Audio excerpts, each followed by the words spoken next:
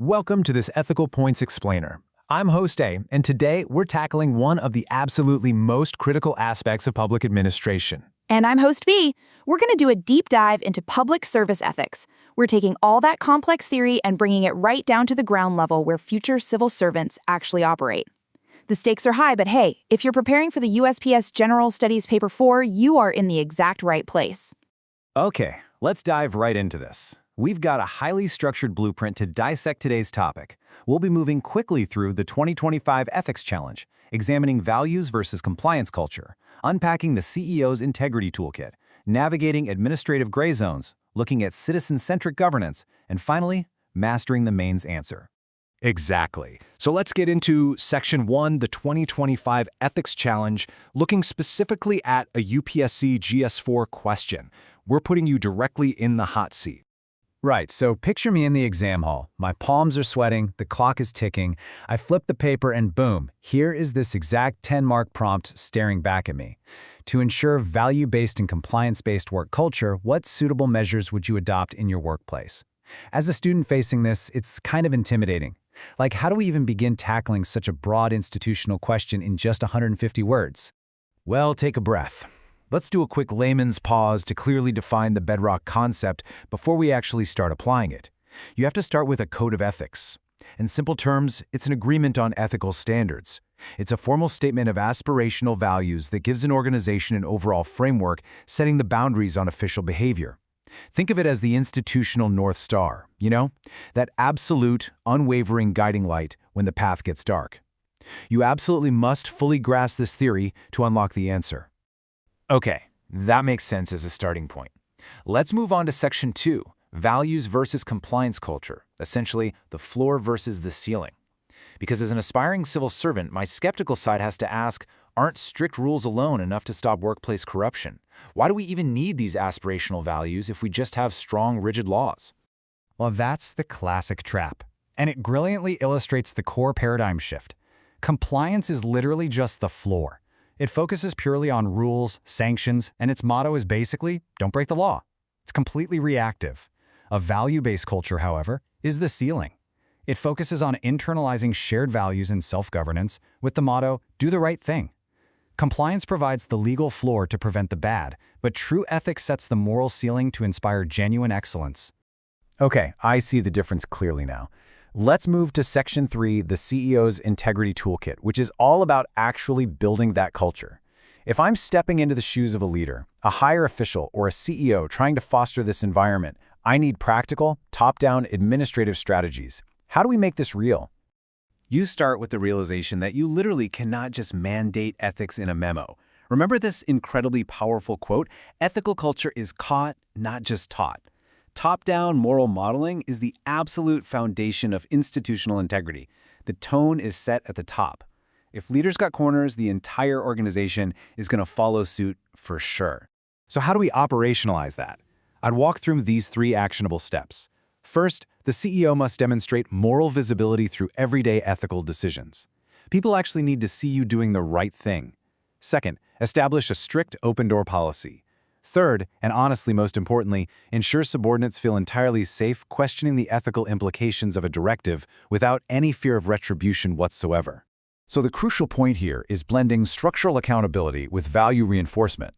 Looking at this toolkit, we involve employees in participatory code drafting so they actually feel a sense of ownership. We conduct regular ethics workshops on real-world dilemmas. We implement anonymous third-party whistleblower mechanisms for zero-tolerance compliance. Plus, we integrate integrity into annual performance reviews, or APRs, to ensure the means are just as important as the ends. And hey, don't forget to publicly reward ethical behavior.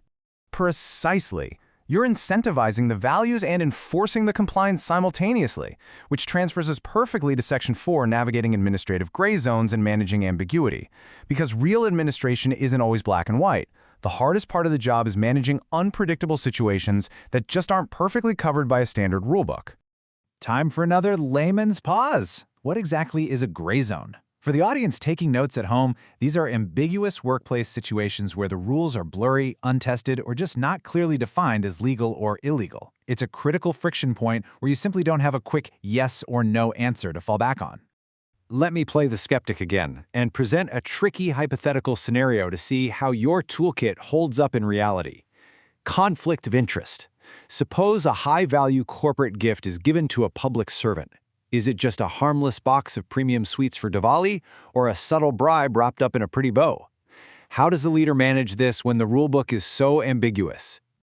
From the CEO perspective, you manage this proactively.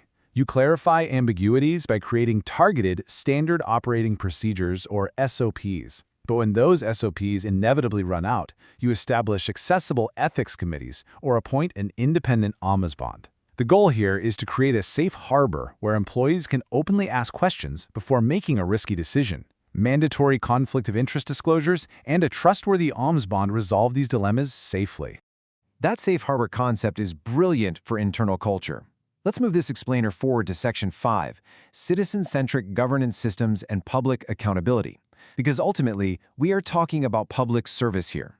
How does all this internal, corporate governance actually benefit the citizens out there? Well, it directly translates into tangible public trust and accountability. When a public agency has a strong internal culture, they output much better government-to-citizen services. They do this by building time-bound grievance redressal systems, ensuring total process transparency, and implementing active public feedback loops to constantly improve their services based on what the citizens actually experience on the ground. Now, what's really interesting about this self-correcting cycle is how we ensure those systems keep working. Regular ethics audits. These are proactive institutional reviews.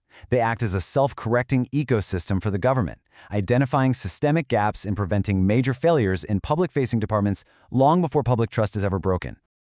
A self-correcting ecosystem. I love that phrase. Let's break characters slightly and pivot directly to our audience for Section 6, Mastering the Mains Answer and the Model Exam Structure. If you've been following along, how do you translate this entire rich discussion into a high-scoring exam answer that the examiner will absolutely love? Here is your exact structural breakdown for a 10-marker or a 20-mark case study. Definitely take notes here.